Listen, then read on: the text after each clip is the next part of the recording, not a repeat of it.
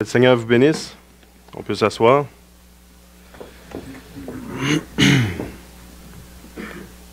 C'est merveilleux la louange pour le Seigneur. Quand on obéit au Seigneur et on ouvre la bouche, des fois notre chair ne veut pas louer le Seigneur. C'est que ça ne nous tente pas. Parfois on est fatigué, on peut être malade. Mais quand on ouvre la bouche pour louer le Seigneur, on est toujours richement béni.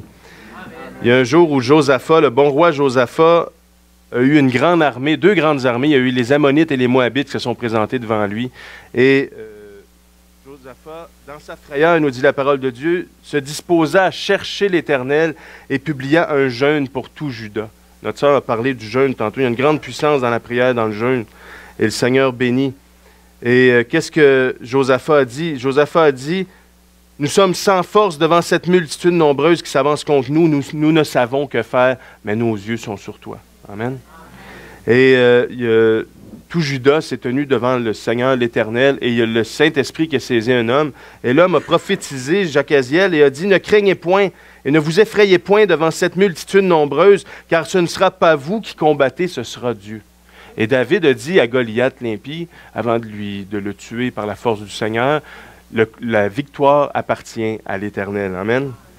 Et le Seigneur a dit par la bouche de son prophète, « Vous n'aurez point à combattre en cette affaire, présentez-vous, tenez-vous là, il faut être présent, et vous verrez la délivrance que l'Éternel vous accordera en ce jour. Juda et Jérusalem, ne craignez point, ne vous effrayez point, demain sortez à leur rencontre et l'Éternel sera avec vous. » Amen. Donc, Josaphat s'est incliné le visage contre terre en attendant Josaphat, le roi s'est incliné le visage contre terre. Ils ont tombé, tous les habitants de Jérusalem ont tombé devant la face de Dieu. Et les Lévites se sont mis à louer le Seigneur, se sont levés pour célébrer et louer d'une voix forte et haute. Chaque mot de la Bible est important. Les libéraux, les apostates disent que c'est chaque idée de la Bible, chaque idée générale, chaque mot est important, chaque mot est inspiré. Et ils se levèrent pour célébrer d'une voix forte et haute l'Éternel. Et on dit, confiez-vous en l'Éternel votre Dieu et vous serez affermis. Confiez-vous en ses prophètes et vous réussirez. Et ils ont loué le Seigneur. Ils ont sorti devant les armées ennemies, non pas avec une armée, non pas avec des armes, mais avec des louanges, avec la bouche ouverte pour leur Seigneur. Et ils ont chanté devant le Seigneur, ils ont célébré l'Éternel en disant, louez l'Éternel car sa miséricorde durait toujours. Et qu'est-ce que la parole de Dieu nous dit? Au moment où l'on commençait les chants et les louanges, l'Éternel plaça une embuscade. Et les ennemis se sont entretués les uns les autres. Et la victoire appartient au Seigneur. Ça pourrait être le sujet d'un autre message, mais j'ai eu ça à cœur de partager ça avec vous. Vous connaissez déjà l'histoire, mais c'est bénissant de penser que c'est le Seigneur qui combat pour nous et c'est la victoire lui appartient à lui. Amen. Donc on va se lever debout pour lire la sainte et bonne parole de Dieu dans Luc 1er chapitre. Le titre du message, « Il est grand ». Notre Seigneur est grand. J'ai appris la nouvelle. On a appris la nouvelle, merci Seigneur. Vous avez des nouveaux voisins beaucoup plus compréhensifs. Bientôt, vous ne serez pas seulement locataire par la grâce de Dieu, comme nous à Chambly. On a acheté le restaurant, maintenant on sert la parole de Dieu. Le meilleur repas. Vous serez propriétaire par la grâce de Dieu. Dieu fait de grandes choses avec ses enfants obéissants, merci Seigneur. Luc 1, verset 30. Pour nous, c'est Noël et Pâques à tous les jours. Luc 1, verset 30. L'ange de Dieu, Gabriel, parle à Marie, une femme ordinaire qui a eu un appel extraordinaire.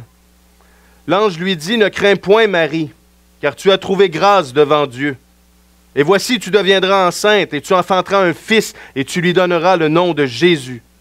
Il sera grand, et sera appelé Fils du Très-Haut, et le Seigneur Dieu lui donnera le trône de David, son père.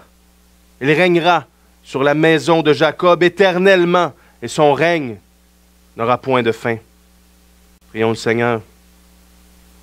Merci Seigneur pour ta grâce, ta bonté Seigneur, ta miséricorde, oui, qui dure à toujours, Seigneur, qui nous rassemble ce matin dans ta maison, au jour du Seigneur, le plus beau jour de toute la semaine, Seigneur. Nous sommes dans ta maison pour t'adorer, te louer, te remercier, Seigneur, te prier, entendre ta bonne parole qui nourrit nos âmes chaque jour, Seigneur, te louer, t'adorer en esprit et vérité. Merci Seigneur, tu nous as appris, Seigneur, que l'homme ne vivra pas de pain seulement, Seigneur, mais de toute parole qui sort de la bouche de l'Éternel. Nourris ton peuple ce matin, Seigneur. Encourage, Seigneur, les découragés, Seigneur. Guéris les cœurs et les corps brisés et malades, Seigneur. Et faites grand chose au milieu de ton peuple, Seigneur, pour la seule gloire de ton nom. C'est dans le nom précieux, adoré et craint de Jésus-Christ de Nazareth, le roi des rois, le Seigneur des seigneurs, que nous avons prié. Amen. On peut s'asseoir. L'ange Gabriel a dit de Jean le Baptiste, « Il sera grand devant le Seigneur. » Vaut bien mieux être grand devant le Seigneur qu'être grand aux yeux des hommes. Amen. Parce que le Seigneur a dit que ce qui est élevé parmi les hommes est une abomination devant Dieu. Donc le monde a connu bien des grands, des hommes, des femmes qui ont fait de grandes choses, qui ont accompli toutes sortes d'exploits, des prodiges et des choses extraordinaires. Il y avait des conquérants, il y avait des grands chefs, des dirigeants, il y avait des rois, des grands médecins, des grands découvreurs. Je ne dirais pas des grands chercheurs, parce qu'il y en a qui cherchent. On ne sait pas trop si un jour ils vont trouver quelque chose. Mais il y a eu des grands découvreurs, des grands artistes, des grands athlètes et des grands bienfaiteurs. Mais pour nous, le plus grand parmi eux, inégalé et incomparable, c'est Jésus-Christ. Amen. Sa grandeur est sans égale, sans aucune comparaison possible.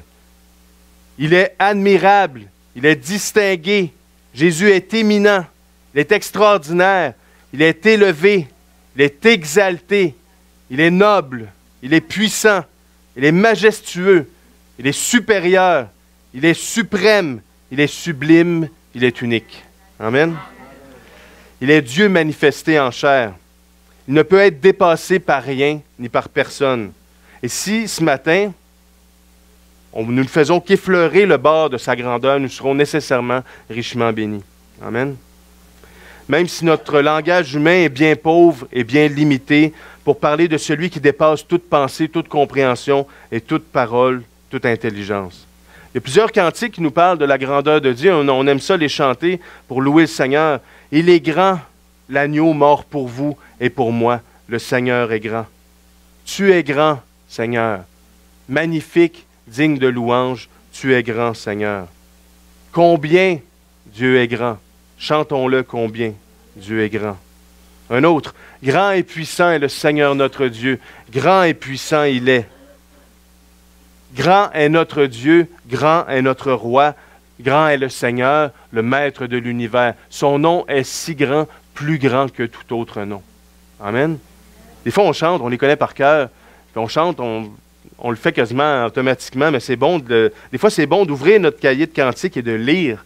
C'est bon de les chanter, c'est sûr, mais c'est bon de le lire. On est richement bénis quand on fait ça. Dieu, de tout mon être, alors s'élève un chant, Dieu Tout-Puissant, comme tu es grand. Amen. Notre premier point ce matin, Dieu est grand, Christ est grand par son humiliation. Le Créateur de l'univers s'est abaissé, imaginé lui-même pour venir vivre et côtoyer ces faibles créatures pour vivre parmi des pécheurs. Il a accepté d'abandonner sa gloire, lui qui vivait de toute éternité, lui qui est Dieu, pour venir vivre parmi ceux qui sont sous la malédiction du péché, lui, le Fils du Dieu béni. Jésus, on l'a frappé, on l'a ridiculisé, on l'a couronné d'épines, on l'a flagellé jusqu'à ce que le sang, la peau se déchire les muscles. On lui a arraché la barbe, on l'a insulté, lui, le Fils de Dieu, et on l'a crucifié parmi des malfaiteurs, lui, le bienfaiteur, parmi des brigands. Quel abaissement! Merci Seigneur. Il a commencé sa vie parmi nous avec un lit emprunté, dans une crèche empruntée. Il a emprunté la barque de Simon-Pierre pour prêcher. Il a emprunté un denier, une pièce de monnaie, il n'y en avait même pas pour lui. Et il a été mis aussi dans un tombeau emprunté, imaginez. Tout ce qu'il y avait, c'est ses vêtements. Et quand on l'a crucifié, on les a partagés entre les soldats romains, on l'a tiré au sort sa tunique. Il a tout fait ça pour nous. Il a été rejeté par le peuple, par les chefs religieux. Il a été méprisé. On l'a moqué, notre Seigneur Jésus. On l'a accusé faussement. On l'a maltraité. Il a été jugé injustement et traité comme un malfaiteur. Il l'a fait, lui, le juste, pour les injustes, pour nous amener à Dieu. Il s'est abaissé au plus bas. Imaginez, Jésus s'est abaissé au plus bas pour que nous soyons élevés vers Dieu. Amen. Merci Seigneur. Un cantique dit, « Voyez comment le Jésus patient se tient, insulté et rabaissé. Des pécheurs ont lié les mains du Tout-Puissant et craché au visage de leur Créateur. » Depuis la gloire du ciel, de riche qu'il était, Jésus s'est fait pauvre afin que nous fussions enrichis. Les plus riches de la terre, ce n'est pas ceux qui gagnent des millions, c'est nous. Amen. Et on va en avoir toute notre richesse. On a déjà beaucoup de richesses sur cette terre. Et notre magot nous attend en haut. Mais ce ne sera pas les récompenses, ça va être Jésus. Parce qu'imaginez le ciel avec les rues pavées en or, avec les pierres précieuses, et le ciel sans péché, le ciel sans douleur, sans maladie, sans mort, mais où Jésus serait absent. Ce serait terrible. On serait malheureux et on pleurerait pour l'éternité. Mais ça va être lui notre cadeau, le plus grand cadeau.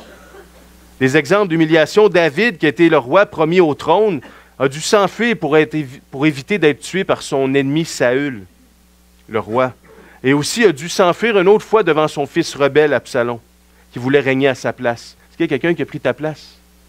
Est-ce que tu as l'impression que quelqu'un a pris ta place? Mais le Seigneur va t'élever un jour. Pierre nous dit de s'humilier sous la main puissante de Dieu afin qu'il nous élève au temps convenable. C'est lui qui nous élève. Des fois, on va être à la première place et Dieu nous rabaisse jusqu'à la dernière place. Il veut faire son œuvre en nous. On a deux choix, soit chialer ou soit dire, vas-y Seigneur, sable-moi un bon coup, je vais te ressembler plus après. Mais quand un sablage, ça chauffe. C'est pas agréable, mais après, c'est plus beau. Amen. Un autre exemple, Joseph, fils de Jacob, a eu droit à l'esclavage et à la prison, lui qui était fidèle à son père. Ses frères le haïssaient, il a été rejeté par ses frères, il a été haï par ses frères. Loin de l'honorer, ils l'ont vendu comme esclave. Un autre exemple, Ruth, la Moabite, l'étrangère, était étrangère et pauvre, était loin de sa patrie, loin de sa famille. Et ce qu'elle devait faire, elle devait ramasser les grains, les céréales de ce que les autres avaient laissé, de ce qui traînait derrière, les restants. Et le Seigneur, on peut avoir l'impression, des fois avec le Seigneur, qu'on mange les miettes. Mais souvenez-vous de l'histoire de la femme païenne, la femme cananéenne. Pour elle, les miettes de Dieu, c'était suffisamment puissant pour délivrer sa fille du démon. Amen. Et nous, on va se contenter, on ne veut pas se contenter des miettes, mais on sait que les petites choses de Dieu, pour nous, c'est des grandes choses. Amen. Il ne faut pas se laisser décourager. Et Paul a dit, j'ai appris, imaginez-vous donc, dans Philippiens, j'ai appris, ça s'apprend, à être content, non pas à convoiter, mais à être content de l'état où je me trouve. Je sais vivre dans l'humiliation et je sais vivre dans l'abondance. En tout et partout, j'ai appris à être rassasié et à avoir faim, à être dans l'abondance et à être dans la disette.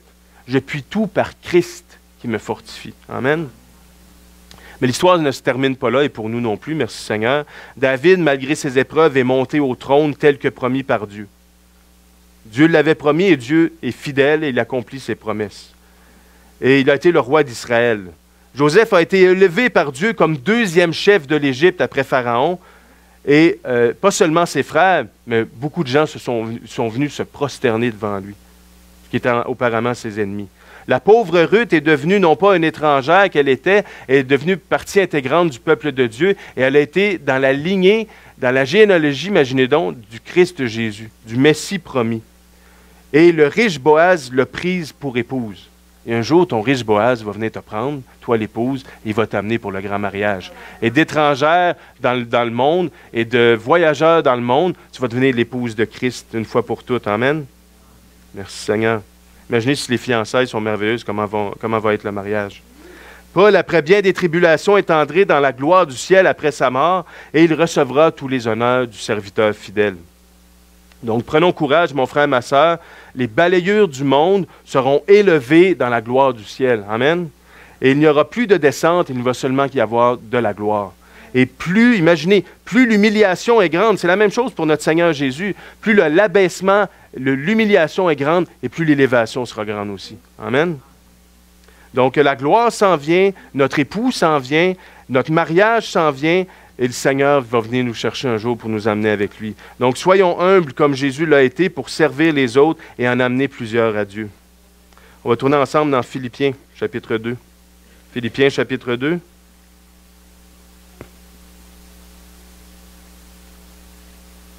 Philippiens 2.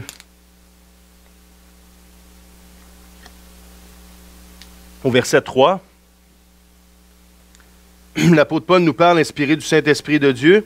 Ne faites rien par esprit de parti ou par vaine gloire, mais que l'humilité vous fasse regarder les autres comme étant au-dessus de vous-même. Notre chair veut faire le contraire. Le Seigneur nous demande de faire l'inverse. Que chacun de vous, au lieu de considérer ses propres intérêts, considère aussi ceux des autres. Ayez en vous les sentiments qui étaient en Jésus-Christ, lequel, existant en forme de Dieu, n'a point regardé comme une proie à arracher, d'être égal avec Dieu. Oui, monsieur, madame, les témoins de Jéhovah, Jésus est Dieu. Et il sera trop tard devant lui après votre dernier souffle pour vous en rendre compte. Mais c'est dépouiller lui-même en prenant une forme de serviteur, en devenant semblable aux hommes, ayant paru comme un simple homme. Le mot serviteur dans le grec, c'est doulos, c'est esclave. Amen.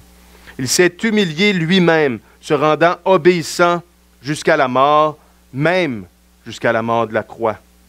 C'est pourquoi, aussi, Dieu l'a souverainement élevé et lui a donné le nom qui est au-dessus de tout nom, afin qu'au nom de Jésus, tout genou fléchisse dans les cieux et sur la terre et sous la terre, et que toute langue confesse que Jésus-Christ est Seigneur à la gloire de Dieu le Père. Amen. C'est lui qui est le plus grand. Il y a eu des enchères un jour, en 1831 à Londres. Il y a eu un violon qui a été mis aux enchères, un vieux violon crasseux, noir, mal entretenu, usé. Et le commissaire-priseur, la personne qui s'occupait de l'enchère, un encan comme on dit, a dit « Oui, c'est bel et bien un Stradivarius, un vrai violon d'Italie qui date de 120 ans, c'est un authentique. » Les gens n'ont pas eu de l'air trop de le croire parce que les enchères n'ont pas monté tellement. Et l'homme disait, c'est malheureux de laisser partir un violon de cette valeur-là à un prix si bas. Quand tout à coup, il y a un homme qui est rentré, bien habillé, et s'est mis à prendre le violon et à jouer toutes sortes d'airs et toutes sortes de styles. Et la foule et les gens étaient ravis. C'était un homme qui s'appelait Raganini, un grand musicien. Et quand il a eu terminé de jouer, les enchères ont monté. Amen.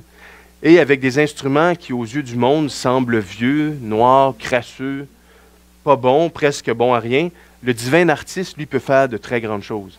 Mais il a besoin des instruments obéissants entre ses mains. Amen. Donc, soyons soumis à notre Dieu. Notre deuxième point, donc, on a vu Dieu est grand par son humiliation. Le Seigneur Jésus est grand par son humiliation. Deuxièmement, Jésus est grand par sa sainteté. Le Seigneur est un Dieu qui est pur, sans tache, immaculé. Ce n'est pas Marie qui est immaculée, sans tache, c'est Jésus. C'est une fausse doctrine qui vient tout droit de l'enfer du diable. Marie était une pécheresse, a prié en Dieu, mon sauveur. Elle avait besoin, elle aussi, d'un sauveur. Mais c'est Jésus qui est le seul parfait, sans tache, sans défaut, qui fait que Dieu ne fait jamais aucune erreur. Il est séparé du mal. Isaïe, le prophète, a vu des anges qui disent sans cesse, « Saint, Saint, Saint est l'Éternel des armées, toute la terre est pleine de sa gloire. » Amen.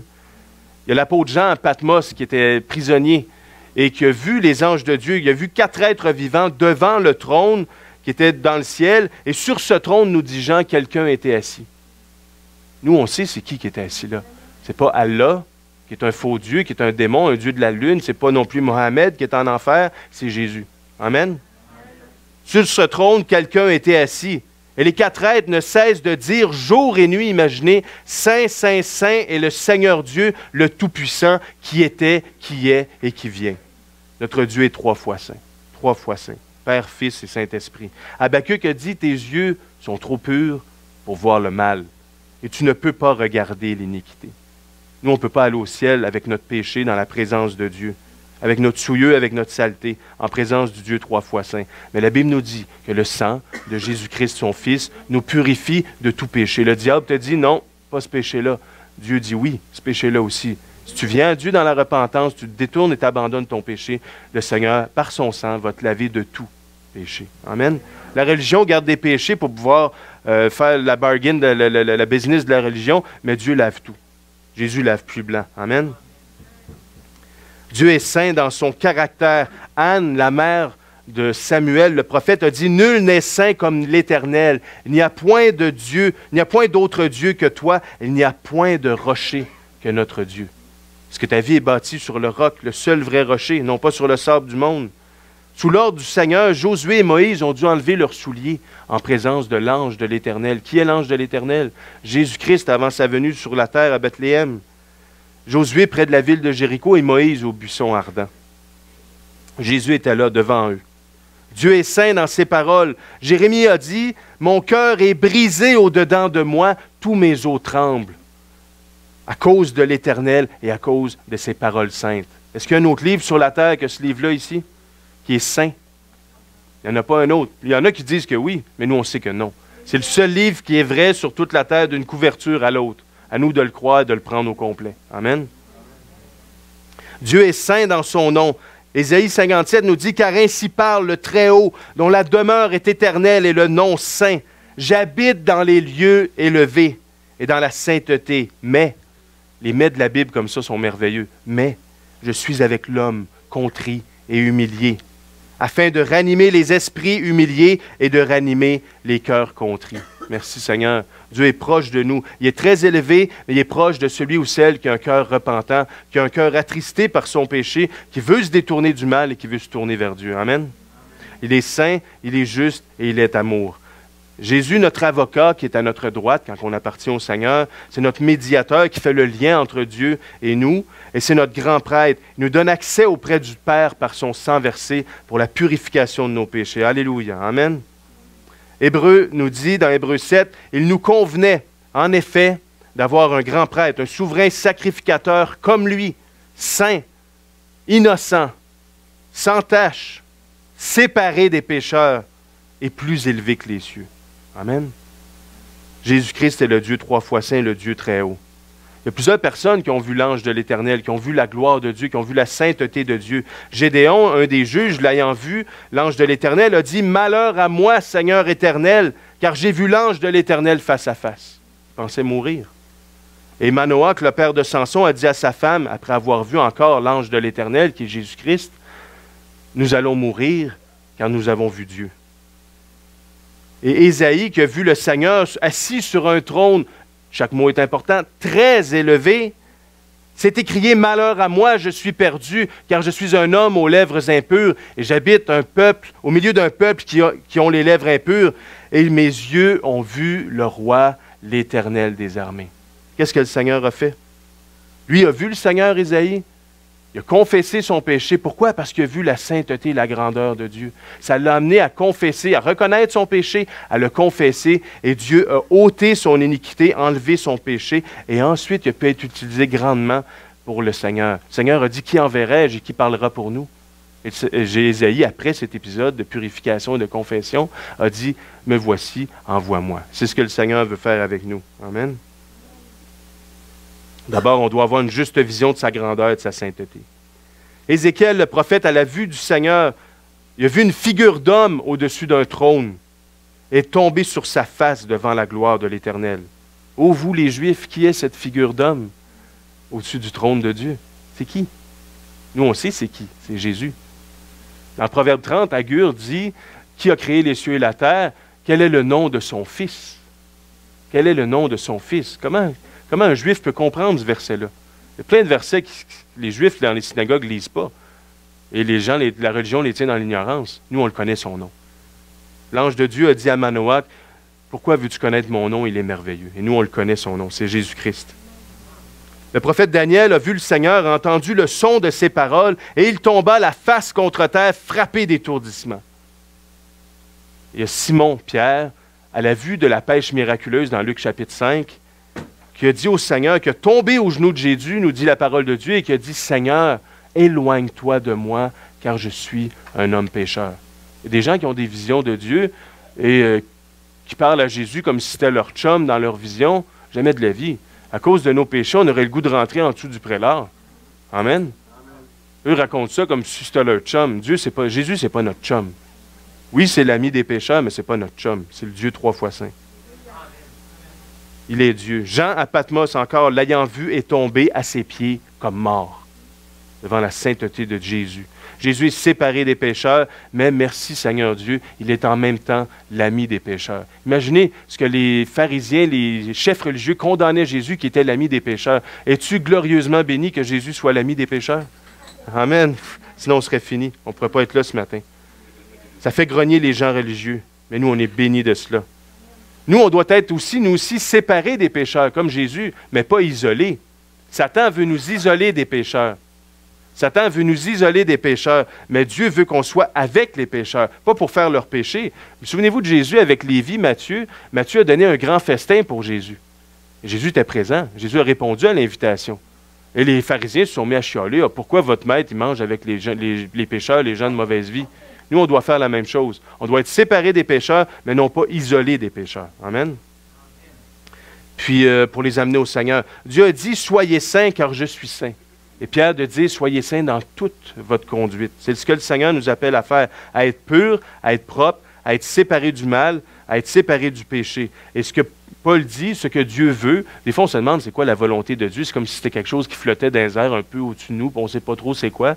La Bible parle souvent de ce que Dieu veut. Et Paul dit aux Thessaloniciens, ce que Dieu veut, c'est votre sanctification. Donc on doit se laisser plier notre volonté. Job a dit, j'ai fait plier ma volonté aux paroles de ta bouche, et non pas j'ai fait plier ta volonté aux paroles de ma bouche. Et on doit laisser le Seigneur nous transformer par lui pour être à son image de plus en plus. Amen. La parole de Dieu nous dit dans Psaume 99 qu'on célèbre ton nom grand et redoutable. Il est saint. Exaltez l'Éternel, notre Dieu, et prosternez-vous devant son marchepied. Nous, on est petits. C'est lui qui est grand. Et la Bible rajoute, il est saint. Amen. Il est saint. Donc, Dieu est grand, Jésus-Christ est grand par son humiliation, par sa sainteté. Notre troisième point, il est grand par sa puissance. Le Seigneur Jésus, malgré qu'il n'avait, nous dit la parole de Dieu, ni beauté, ni éclat pour attirer nos regards, a montré sa divinité par sa grande puissance. Il a démontré sa puissance sur les démons et sur Satan lors de la tentation. Il a montré sa puissance sur les démons en les chassant, en délivrant les démoniaques. Il a montré sa grande puissance sur la maladie en guérissant tous les malades. Plusieurs fois dans la parole de Dieu précise qu'il les guérissait tous. Il n'en laissait pas un, « Ah, ben toi, je ne te guéris pas, ce soir, je suis trop fatigué » ou quoi que ce soit. Il les guérissait tous. Et Jésus peut faire de grandes choses pour nous, il faut le croire. Amen. Il a montré sa puissance sur la création en apaisant la tempête, en marchant sur les eaux ou en faisant une pêche miraculeuse. Et en plus, Jésus-Christ a le pouvoir sur la mort. Il est arrivé et a ressuscité des morts. Sa parole puissante était suffisante pour créer, pour guérir et pour ressusciter. Qu'est-ce que dit le centenier? Non pas un juif, le centenier romain, mais un païen. A dit, dis seulement un mot, et mon serviteur sera guéri. À distance, imaginez. Des aveugles, des sourds, des lépreux et des paralytiques, c'était toutes des choses incurables au temps de Jésus. Ça ne se guérissait pas à l'époque de Jésus. Le Seigneur est grand dans ses œuvres. Que tes œuvres sont grandes, ô Éternel, que tes pensées sont profondes. Psaume 95. Les œuvres de l'Éternel sont grandes, recherchées par ceux qui les aiment. Son œuvre n'est que splendeur et magnificence, et sa justice subsiste à jamais. Il a laissé la mémoire de ses prodiges. Amen. Psaume 111. L'Éternel est grand et très digne de louange, et sa grandeur est insondable. Psaume 145. Et j'en ai une liste, j'en avais 2 pages de la grandeur de Dieu. Je ne vous les dirai pas tous ce matin. Je vais vous laisser chercher un peu. Notre Seigneur est grand par sa puissance et par sa force. Son intelligence n'a point de limite. Psaume 147. Jésus a dit, imaginez, au paralytique, « Je te l'ordonne.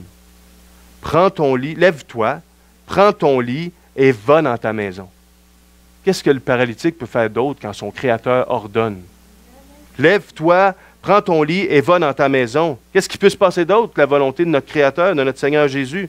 C'est lui-même qui dit, « Je te l'ordonne. » Pierre a dit, « Seigneur, ordonne que j'aille vers toi sur les eaux. » Et si le Seigneur ordonne que tu ailles avec lui sur les eaux à sa rencontre, ce n'est pas la tempête qui va faire la différence, c'est Jésus. Tant qu'on va avoir les yeux sur Jésus, non pas sur les vagues, sur le vent, sur les éclairs et la pluie, on va marcher à la rencontre du Seigneur. Et le Seigneur va faire des grandes choses. Amen. À la rencontre du Maître. Jésus a dit à un démon, esprit muet et sourd, je te l'ordonne, sors de cet enfant et n'y rentre plus. N'y rentre plus. Et Jésus a dit aux lépreux, je le veux. Imaginez, je le veux. Sois pur. Alléluia, Christ veut te purifier, il veut te relever, puis il veut te guérir. Quand le Créateur touche un lépreux, ce n'est pas particulièrement le Créateur qui est souillé par la créature, mais bien au contraire, c'est la créature qui est purifiée par son Créateur. Amen. David a dit, purifie-moi et je serai pur. Lave-moi et je serai plus blanc que la neige. Psaume 51. Plus blanc que la neige. Il n'y a rien qui est impossible à notre Seigneur. Il est le Tout-Puissant. Un jour, il nous a délivrés de notre aveuglement, de notre propre justice, qui était dégainée, sale et puante devant Dieu, devant notre pauvreté de mendiant, comme l'aveugle Bartimée, et nous l'avons suivi dans le chemin étroit et resserré. Merci Seigneur. Des fois, on veut reprendre notre vieux manteau de mendiant. Bartimée, lui, l'a laissé là. Il savait qu'il était pour être guéri. En étant voyant, il n'avait plus besoin d'être un mendiant, maintenant être un victorieux. Et nous, on veut reprendre notre vieux manteau sale et puant de notre vieille vie, le vieil homme, puis on veut refaire les choses d'avant. Le Seigneur ne veut pas ça pour nous. Amen. C'est une nouvelle vie avec le Seigneur. Il a chassé les démons, Jésus. Il a ramené le démoniaque nu et violent dans son bon sens, vêtu et assis. Et l'industrie, après que les porcs se sont jetés en bas de la falaise, l'industrie du bacon a pris une méchante débarque cette journée-là. Et les gens, imaginez-vous, ont dit à Jésus, ont supplié Jésus de quitter leur territoire. C'est incroyable. Ils ont supplié Jésus. Les disciples d'Emmaüs, on dirait, c'est avec nous, Seigneur, le soir approche. Mais eux, ils ont supplié Jésus de quitter leur territoire. Et les gens peuvent faire ça avec nous des fois, quand on leur parle du Seigneur. Mais le Seigneur va faire de grandes choses quand même. On va prier pour eux. Amen. Donc, Jésus a dit, retourne dans ta maison et raconte toutes les grandes choses que Dieu a fait pour toi. La Bible dit, il s'en alla et publia par toute la ville tout ce que Jésus a fait pour lui. L'équation est simple, Dieu, Jésus, c'est la même personne. Amen. Jésus a dit à un mort, jeune homme, le fils de la veuve de Naïn, jeune homme, je te le dis, lève-toi. Imaginez un mort qui obéit à son Créateur. Qu'est-ce que peut faire le mort d'autre que de se lever? L'ange a dit, il sera grand, il sera grand. Cette puissance, le Seigneur nous l'a confiée par son Saint-Esprit. Et pas seulement à notre portée, elle est là. Et à nous de la prendre et de faire des grandes choses pour sa gloire. Il faut le croire. Voici les miracles qui accompagneront ceux qui auront cru. Est-ce que tu as cru? En mon nom, ils chasseront les démons, ils parleront de nouvelles langues, ils saisiront des serpents. S'ils boivent quelques breuvages mortels, il ne leur fera point de mal. Ils imposeront les mains aux malades et les malades seront guéris. À nous de le croire. Pierre, dans le livre des Actes, a dit à Énée, qui était paralysé depuis 8 ans, Énée, Jésus-Christ te guérit. Il n'a pas dit Pierre te guérit. Il a dit Jésus-Christ te guérit. Lève-toi et arrange ton lit. Et le Seigneur nous demande de nous lever, puis d'arranger nos choses, et de se mettre en règle avec lui, de mettre notre vie en ordre pour le Seigneur, de cesser de faire du surplace, comme le paralytique, de le laisser enfin agir sur notre vie et d'avancer de progrès en progrès avec lui. Amen. Comme ça, on va être des instruments utiles entre ses mains. Donc, Jésus est grand par son humiliation, il est grand par sa sainteté, il est grand par sa puissance. Quatrièmement, Jésus est grand par son amour. Imaginez, il est venu chercher et sauver celui et ceux qui étaient perdus. C'est nous, ça. Jésus est grand par son amour. Comment comprendre qu'il est venu pour mourir pour moi et pour toi? C'est incroyable quand on pense à ça. Il aurait pu choisir quelqu'un d'autre. Mais non, il nous a choisis. Il est mort pour nous. Lui, le grand. Les papistes, c'est comme ça qu'on appelait les catholiques, que les protestants appelaient les catholiques avant. J'en étais un fidèle papiste, j'allais à la messe à tous les jours. Le Seigneur me sortit de ces mensonges-là et de ces choses démoniaques-là. Appelle Jésus le petit Jésus. Quel blasphème abominable. Notre Jésus à nous, eux, ils ont un autre Jésus. Il est tellement petit, il est en forme de galette, tu peux l'avaler. Mais nous, notre Jésus, il n'est pas comme ça. Nous, on a le vrai Jésus. Notre Jésus est tout sauf petit. Notre Jésus est grand. Amen. Jésus, il n'est plus sur la croix. Notre Jésus est vivant. Leur Jésus est mort. Il meurt à chaque jour sur l'autel catholique. Le nôtre est vivant. Amen. Et le nôtre n'est pas petit. Oh, on va prier le petit Jésus pour toi. Laisse faire, ça ne donnera rien. Prie ton démon, moi je vais prier le grand Jésus. Le Dieu très haut. Amen. Imaginez-vous, c'est lui qui est le grand, qui est mort pour moi, pour toi, le petit, la petite. Amen. Il est devenu l'agneau. Le berger est devenu l'agneau. Le sacrificateur, le grand prêtre est devenu le sacrifice. Et le bienfaiteur est mort pour le coupable, pour la coupable. Quel amour. La Bible nous parle dans Romains 8 de Jésus, l'appelle celui qui nous a aimés. Et dans Apocalypse, 1er chapitre, Jean dit à celui qui nous aime, qui nous a délivrés de nos péchés par son sang, à lui soit la gloire et la puissance au siècle des siècles. Amen. Quelqu'un qui a été sauvé, imaginez, par quelqu'un d'autre, va lui être éternellement reconnaissant. Par un sauveteur. Mais nous, on n'a pas un sauveteur. Nous, on a un sauveur. Des fois, les païens vont dire un sauveur. Ce n'est pas un sauveur, c'est un sauveteur. C'est pas la même chose. Nous, on a un sauveur. On a le sauveur. Il m'a sauvé, il t'a sauvé. Combien, si eux sont reconnaissants, combien nous allons être reconnaissants pour l'éternité? Combien d'actions de grâce on lui doit au Seigneur? On va lui en donner pour toute l'éternité. Amen. Amen. Merci Jésus. Imaginez la parole de Dieu dans la bouche de l'apôtre Paul, Galates 2:20, le Fils de Dieu qui m'a aimé et qui s'est livré lui-même pour moi. Pour moi. Je pense que je vais l'encadrer chez nous, ça. Le Fils de Dieu qui m'a aimé et s'est livré lui-même pour moi. Imaginez. C'est livré pour moi puis pour toi. Merci Seigneur. Qu'est-ce qu'il a dit Jésus au paralytique qui est descendu par le trou dans le toit? Prends courage, mon enfant, tes péchés sont pardonnés. Il n'a pas parlé de sa maladie, de sa paralysie. Il a parlé de la maladie de son cœur. Il a parlé de la paralysie de son cœur. Prends courage, mon enfant. Il a appelé mon enfant. Tes péchés sont pardonnés. C'est le plus important. On peut être guéri comme les 9 lépreux et aller en enfer. Il y en a juste un qui a été sauvé. Amen. Il a montré son salut par ses actions de grâce, par ses remerciements. Et ensuite, il a dit, afin que vous sachiez que le Fils de l'homme a sur la terre le pouvoir de pardonner les péchés, lève-toi, prends ton lit et va dans ta maison. Et l'homme s'est levé. Oh, les gens ont trouvé ça merveilleux. Pour eux, c'était comme un spectacle. Pour la plupart d'entre eux. Le Seigneur connaît les cœurs. Jésus a été ému de compassion pour les lépreux, pour les foules sans berger, pour les aveugles, pour la veuve de Naïn qui allait porter son fils au cimetière. Jésus, qu'est-ce qu'il a dit à cette femme-là? Ne pleure pas. Imaginez. Et veuve, son fils vient de mourir, elle va être une mendiante, elle va mourir de faim. Et Jésus arrive et dit, ne pleure pas. Ne pleure pas. Il doit avoir réfléchi pour un instant. Comment ça, ne pleure pas? Mais quand le Fils de Dieu, Dieu le Fils, vient toucher le cercueil et dit au mort, lève-toi, le mort n'a pas d'autre choix que de se lever. Et ta figure d'enterrement, je ne dis pas que vous avez une figure d'enterrement ce matin, mais la figure d'enterrement, notre figure d'enterrement va se changer en figure de fête. Amen. Et au lieu d'aller dans cette direction du cimetière, ça va aller dans la direction de la fête pour glorifier le Seigneur. Amen. Le bon Samaritain aussi a été ému de compassion, quand il a vu le blessé, comme le Père miséricordieux dans la parabole du Fils prodigue. On parle du Fils prodigue, mais en réalité, l'accent doit être pointé vers le Père miséricordieux dans cette parabole-là. Amen. Il t'aime et il m'aime, n'est-ce pas incroyable? Il a aimé des pas aimables et il s'est livré pour nous. Des pas aimables. N'est-ce pas incroyable? Christ est mort pour des impies. Au ciel, il n'y a aucune bonne personne. Aucune bonne personne au ciel. L'enfer va être rempli de bonnes personnes. Moi, je suis une bonne personne, quelqu'un pourrait dire, ben, tu n'iras pas au ciel. C'est lui qui est bon, c'est pas nous. Et l'enfer va être rempli de bonnes personnes. Au ciel, il n'y a aucune bonne personne, seulement des pécheurs et des pécheresses, sauvés, lavés par le sang de Jésus, par la grâce de Dieu, un cadeau qu'on ne mérite pas. Amen. Zachée, on parle de l'amour de Dieu. Zachée, le voleur, le malhonnête, le rejeté, l'exclu, le petit, a été visité par le grand, le puissant Jésus, par l'amour incarné par le Seigneur. Et ensuite, d'avare, il est passé à généreux. De malhonnête, il est passé à honnête, et de très petit, il est devenu très grand. Pas aux yeux des hommes, mais aux yeux de Dieu. Amen. Il sera grand devant Dieu. C'est ce qu'on doit être, nous aussi. Merci Seigneur. Dieu dit, de la poussière, il retire le pauvre. Du fumier, il retire l'indigent pour les faire asseoir avec les grands.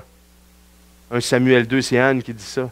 À cause de Jésus, de rien que nous étions, nous avons maintenant de la valeur auprès de Dieu. Je t'appelle par ton nom, dit le Seigneur, tu es à moi parce que tu as du prix à mes yeux, parce que tu es honoré et que je t'aime. Ésaïe 43. Il est grand par son amour. Ne me parlez pas particulièrement de telle ou telle fête ou de tel ou tel jour que je suis supposé, soi-disant, observer. Ne me parlez pas particulièrement de telle ou telle nourriture que, soi-disant, je ne suis pas supposé manger. Il ne me parlait pas particulièrement de telle personne là-bas au loin qui a des visions, qui fait des grands miracles et des grands prodiges. Parlez-moi de lui. Amen. Il y a un disque de cantique que notre pasteur a eu en cadeau des Tziganes, les gitans roumains. Et c'est un disque en anglais, français, espagnol. Et j'écoutais un cantique l'autre jour et notre frère disait « Parlez-moi de Jésus, parlez-moi de son amour pour moi, parlez-moi de son sang, parlez-moi de la croix. » Un message, ça peut être bon, mais s'il n'y a pas Jésus dedans, c'est pas excellent. Amen. C'est le Seigneur qu'on veut glorifier. Redites-moi l'histoire de l'amour de Jésus. Parlez-moi de la gloire qu'il promet aux élus. Redites-moi l'histoire de mon divin Sauveur. C'est lui dont la victoire affranchit le pécheur. Ce glorieux message, oh, redites-le-moi, quand je perds courage, quand faiblit ma foi. Merci Seigneur. Donc à son image, à sa ressemblance, aimons sincèrement les aimables et les pas aimables aussi. Jésus a dit, aimez-vous les uns les autres. C'est facile d'aimer les uns. C'est les autres que c'est plus difficile. Notre chair est capable d'aimer les uns. Jésus a dit, si vous aimez ceux qui vous aiment, vous êtes comme les publicains, les pécheurs. C'est facile d'aimer ceux qui nous aiment. Mais les pas aimables, c'est les autres qu'il faut aimer. Et ça, c'est par le Saint-Esprit. On ne peut pas le faire sinon. Amen. Donc, qu'est-ce que Pensons un instant, qu'est-ce que Jésus aurait pu nous donner de plus? Qu'est-ce que Dieu le Père aurait pu nous donner de plus comme cadeau que son Fils Jésus, que le salut et la vie éternelle? Il y a des chrétiens qui chialent, se plaignent, au lieu d'abonder, comme le demande la parole de Dieu, en action de grâce. Chrétien et chiolage, ça ne va pas ensemble. Mais combien de fois on est coupable de ça? À moins que ce soit juste moi, là. Imaginez que les gens voient Christ en nous. Il ne faut pas rien nous donner de plus. Il nous a donné son Fils. Et il y a eu une étude qui a été faite sur des gens qui tiennent une liste quotidienne écrite de remerciements pour le Seigneur. J'ai entendu ça à Radio Chrétienne l'autre jour. Il faut faire attention à ce qu'on entend là-dessus. Mais ça, c'était bien. J'ai dit, c'est bien ça. Et, c'est pas étonnant, l'étude a montré que ces gens-là étaient en meilleure santé physique, avaient un meilleur moral, une meilleure attitude et étaient plus heureux. Et c'est pas surprenant puisque Dieu bénit l'obéissance. Et le Cantique nous dit contre les bienfaits de Dieu. Quand j'ai commencé à écrire ma liste, ça c'est juste pour une journée, ça a descendu pas mal vite. Amen. Puis on peut remercier d'avance aussi pour les choses que Dieu va faire, pour les prières qu'on a faites mais qui ne sont pas encore exaucées, mais on remercie le Seigneur d'avance en croyant qu'il va le faire. Amen. Et les chrétiens qui chialent, malheureusement, qui sont en route pour la terre promise, vont tourner en rond dans le désert. Et on va les voir jour après jour, mois après mois, semaine après semaine, desséchés et risquer de périr. C'est bien triste, ça. Le Seigneur ne veut pas ça pour nous. Amen. Notre dernier point ce matin, je suis toujours sur le bord de dire ce soir. Ce soir, c'était l'autre jour. Jésus est grand dans son humiliation, Jésus est grand dans sa sainteté, Jésus est grand dans son amour et Jésus est grand dans son retour. Les grands du monde peuvent bien se vanter, les puissants du monde peuvent bien encore se gonfler d'orgueil, mais bientôt, notre roi va revenir et va rétablir toutes choses, va s'asseoir enfin sur son trône, et nous, les riens, les balayures de ce monde, les fous, les folles aux yeux du monde, les Jesus freaks, merci pour ce beau compliment, merci Seigneur, vont s'asseoir, vont régner avec lui. Imaginez, nous régnerons avec lui. Mais on doit d'abord, nous dit Paul, souffrir avec lui. Amen. Et il sera bien trop tard pour eux pour se rendre compte que les fous et les folles, ce sont eux. Amen. Et nous, on doit leur parler dans l'intervalle et leur dire non, c'est toi qui ne comprends pas. M'en dis au Seigneur. Seigneur, si tu existes, il y en a plusieurs qui ont déjà prié cette prière-là avant d'être sauvés. Seigneur, si tu existes, si c'est vrai ce que me dit le chrétien, viens me sauver, je suis malheureux, je veux le vrai amour, je veux le plus grand mari, je veux le plus grand époux, je veux le vrai bonheur, le vrai amour, la vraie paix, le vrai repos. Seigneur, sauve-moi. Amen. Le retour de Christ. Apocalypse 6, on tourne ensemble. Apocalypse chapitre 6, on parle du retour de Christ et qu'il va être trop tard pour eux s'ils ne sont pas venus au Seigneur. Jésus a dit, vous ne voulez pas venir à moi pour avoir la vie.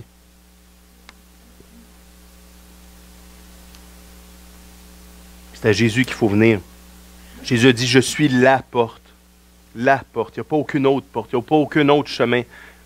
Nous, les chrétiens, on n'a pas toute la connaissance. Dieu connaît toutes les étoiles et donne à chacune un nom. C'est un exemple parmi tant d'autres, mais on a toute la vérité, par exemple. Oh, le chrétien, qu'est-ce que tu racontes? Pour qui tu te prends? Oui, on a toute la vérité, elle est là. On n'a pas toute la connaissance, on l'aura au ciel, mais on a toute la vérité, par exemple. Et on se glorifie en Jésus-Christ, c'est de lui qu'on glorifie. On a toute la vérité. Apocalypse 6, verset 15. C'est Jean qui parle. Dans sa vision à Patmos, les rois de la terre, les grands, Apocalypse 6, 15, les chefs militaires, les riches, les puissants, tous les esclaves et les hommes libres se cachèrent dans les cavernes et dans les rochers des montagnes. Et ils disaient aux montagnes et aux rochers, tombez sur nous et cachez-nous devant la face de celui qui est assis sur le trône et devant la colère de l'agneau. Car le grand jour de sa colère est venu. Et qui peut subsister? Merci Seigneur, Dieu ne nous a pas destinés à la colère, mais à l'acquisition du salut en Jésus-Christ. Amen. On raconte qu'Alexandre le Grand, les hommes l'appellent Alexandre le Grand, contre toute probabilité est en enfer, et nous on l'appellerait Alexandre le Petit, mais bon, c'est pas grave. Quand Alexandre le Grand assiégeait une ville, il allumait un grand flambeau en face des portes de la ville, où les gens étaient cachés, où les gens étaient, pensaient-ils, en sécurité. Il allumait un énorme flambeau devant les portes de la ville, et quiconque sortait pour aller à la rencontre du flambeau, tant que le flambeau brûlait, avait la vie sauve. Mais une fois que le flambeau était éteint, tous les gens de la ville étaient tués sans merci et sans miséricorde. Et nous, On a le flambeau de la grâce de Dieu. Ce flambeau-là est encore allumé pour les perdus. Et nous, les flambeaux dans le monde, dans ce monde de ténèbres, dans ce monde pervers, dans ce monde qui ignore, qui se moque, qui se fiche de Dieu, nous, on est des flambeaux. On doit être des flambeaux dans ce monde pour éclairer ce monde de ténèbres et ce monde froid et pour réchauffer, pour briller comme Jean-Baptiste, pour brûler et luire. Amen. Dans ce monde perdu. Parce qu'un jour, la patience de Dieu va se terminer. Dieu est extrêmement patient. Il est extrêmement patient envers nous. Moi, je l'ai déjà expérimenté. Je ne sais pas si vous l'avez déjà expérimenté. Dieu est extrêmement patient avec nous. Mais un jour, la patience de Dieu a des limites. Et le jugement de Dieu va tomber sur tous ceux qui maltraitent les gens, sur les pourvoyeurs de violence et d'impudicité, sur les voleurs, les menteurs, les moqueurs, sur les persécuteurs de chrétiens, sur les pédophiles. Imaginez, il y a une sœur l'autre jour qui a demandé de la prière. Elle a entendu aux nouvelles, c'est abominable, qu'il y a une femme dans un pays quelconque qui était pour marier son chien. Imaginez. Dégueulasse. Juste entendre cette phrase-là, c'est assez. Là. On n'a pas besoin d'entendre le reportage au complet. Elle va marier son chien, on en est rendu là. Jésus a dit qu'il s'en serait comme au jour de Noé et au jour de Lot dans Sodome et Gomorrhe. Jusqu'à où l'iniquité va s'accroître? Seigneur, reviens bientôt, s'il te plaît, Seigneur. Maranatha, amen. Et quel juste jugement de Dieu qui va tomber. Les pédophiles, on veut essayer de faire comme le lobby des homosexuels, des gays, des lesbiennes et des transgenres. Vous voyez comment les transgenres, ça commence à monter, là? Vous voyez comment ils font des reportages? On n'écoute pas la télé, nous, mais on voit ça des fois, on va au restaurant, il y avait un reportage l'autre fois sur les transgenres. Imaginez le jeune enfant qui est à l'école primaire et qui dit « Moi, je veux être une fille ou je veux être un gars ». Cette personne-là vit un mensonge, parce que même les médecins païens savent que le code génétique est soit mâle ou femelle. Fait que scientifiquement, ça ne marche même pas. Et ces gens-là vont vivre un mensonge. Et les parents disent, bon, qu'est-ce que tu veux que les parents leur apprennent? Ils n'ont pas de standard, les parents. Alors, ils ne peuvent pas les apprendre à leurs enfants. Ou une jeune fille qui va avoir un enfant avec son ami, qui est un bien bon petit gars, là. Ils vont signer des papiers, puis bye-bye, papa, tu peux t'en aller faire ta vie. Elle va avoir un enfant. Qu'est-ce que les parents disent? La seule chose que la mère ne veut pas, c'est que ce soit elle qui s'occupe du bébé, parce que c'est ce qui risque d'arriver.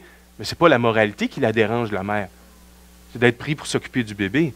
Comment ces parents-là peuvent apprendre à leurs enfants si à l'école, puis partout, tu peux aller coucher à gauche puis à droite, puis que l'autre, à l'autre bout de la terre, elle va se marier avec son chien? C'est n'importe quoi. Ils ne peuvent pas apprendre ce qu'ils ont pas reçu. Et c'est nous, à nous les flambeaux, d'apprendre les choses de Dieu. Amen. On ne veut pas condamner. Imaginez un médecin qui fait un diagnostic de maladie, mais qui ne parle même pas du médicament, du traitement ou du remède. Quel genre de médecin ça serait ça? Nous, on veut parler du remède. Le problème, c'est le péché. La solution, c'est toujours Jésus. L'équation est simple. Le problème, je l'ai dit aux enfants à l'école du dimanche, le problème, c'est toujours à cause du péché. À cause du péché. Soit le nôtre, soit ceux des autres, ou soit celui d'Adam et Ève. Le problème, c'est à cause du péché. Et il y a une seule vraie solution, et c'est notre Seigneur Jésus. Amen. Donc, ces gens-là sont enfermés dans leurs mensonges, dans une fausse sécurité, et ils refusent la lumière du Seigneur. Et ça va être un juste jugement de Dieu. Tournons dans 2 Thessaloniciens. 2 Thessaloniciens, premier chapitre. Il y a déjà des chrétiens qui ont dit « Ah, c'est rough l'Ancien Testament ». Il y avait peut-être un petit épisode d'amnésie. Ils ont oublié certaines choses. Regardez dans 2 Thessaloniciens, premier chapitre, c'est le Nouveau Testament. C'est une épée, l'épée de l'Esprit qui est la parole de Dieu. 2 Thessaloniciens, premier chapitre, au verset 3. Nous devons à votre sujet, dit Paul, frères, rendre continuellement grâce à Dieu, remercier Dieu, comme cela est juste parce que votre foi a fait de grands progrès. Et que la charité et l'amour de chacun de vous, tous à l'égard des autres, augmentent, non pas diminuent. Satan veut nous séparer. Je ne sais pas si ça arrive des fois, ça n'arrive pas juste à Chambly. Tu te rends compte qu'avec tel frère ou telle sœur, il y a de quoi qui ne marche pas tout à coup. Mais pourquoi? C'est qui veut faire ça? C'est Satan. Satan veut séparer, Satan veut diviser. Pensez-vous que Satan va vous laisser tranquille avec ce projet-là que le Seigneur va bénir? Merci Seigneur. Mais Satan ne nous laisse pas tranquille et Satan veut mettre le trouble. Là, on se rend compte avec tel frère ou telle sœur, il y a de quoi qui ne marche pas. On ne sait pas trop quoi, mais il y a de quoi qui n'est plus comme avant. Et c'est Satan qui veut diviser, c'est Satan qui veut séparer et mettre le trouble dans l'Église de Dieu. Et ne laissons pas les petites pécadilles, les choses, même les grosses. On doit pardonner. On doit dire, je t'aime mon frère, ma sœur, puis les choses vont revenir comme avant. Et il faut le faire, il faut l'expérimenter, il faut le vivre. Moi, je l'ai vécu et c'est bénissant de voir ça, ce que le Seigneur fait. L'amour, la charité de vous tous à l'égard des autres augmente de plus en plus. Verset 4. Aussi nous glorifions-nous de vous dans les églises de Dieu à cause de votre persévérance et de votre foi au milieu de toutes vos persécutions et des tribulations que vous avez à supporter. C'est une preuve du juste jugement de Dieu pour que vous soyez jugés dignes du royaume de Dieu pour lequel vous souffrez. On est loin de l'évangile de la prospérité ici. Mets ton argent dans l'enveloppe, là, Dieu va te bénir, il va t'en envoyer encore plus. Ça, c'est des menteries, ça. Il y a un jour, notre pasteur Luc de Saint-Georges-de-Beauce qui prêchait à Chambly, il a dit qu'il avait donné un auto à quelqu'un. Et le Seigneur, il en a donné un autre. Là, quand des jeunes ont entendu ça, ils ont dit, nous autres ici, les chrétiens, on va faire ça. Est-ce qu'ils ont eu un auto en retour?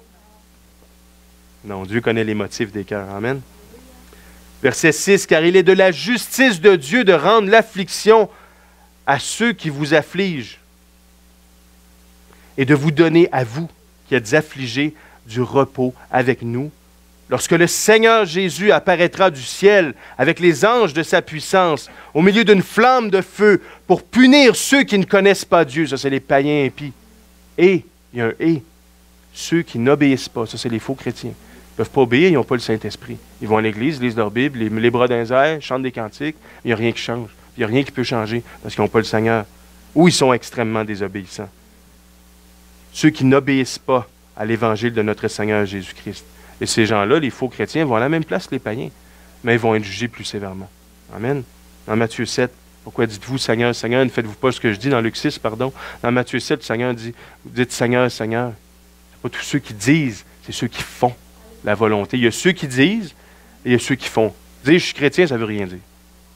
C'est le faire. On les reconnaît par leurs fruits, a dit Jésus. Verset 9, ils auront pour châtiment une ruine éternelle, loin de la face du Seigneur, de la gloire de sa force, lorsqu'il viendra pour être, en ce jour-là, glorifié dans ses saints et admiré dans tous ceux qui auront cru, car notre témoignage auprès de vous a été cru. Merci Seigneur. Jésus est grand dans son retour. Amen. J'ai presque terminé. Notre Seigneur Jésus est grand dans son humiliation. Il est grand dans sa sainteté, il est grand dans sa puissance, il est grand dans son amour, il est grand dans sa justice, il est grand dans sa colère, il est grand dans sa miséricorde, il est grand dans sa pureté, il est grand dans sa parole, il est grand dans sa sainteté. Amen. Et nous, on doit être grand pour l'éternité, on va l'être pour l'éternité en sa présence, les rachetés du Seigneur, grands à cause de lui. Et la Bible nous dit dans Daniel 2, son royaume anéantira tous les royaumes et durera éternellement. Amen. Je termine avec cette histoire-là. En France, il y a l'amiral Coligny, en 1557, qui défendait la ville de Saint-Quentin contre les Espagnols. Et imaginez l'ennemi, ce qu'ils ont fait. Ils ont envoyé des flèches avec des banderoles qui promettaient la vie sauve à ceux qui se rendaient. Qu'est-ce que l'amiral Coligny a répondu? 2 mots.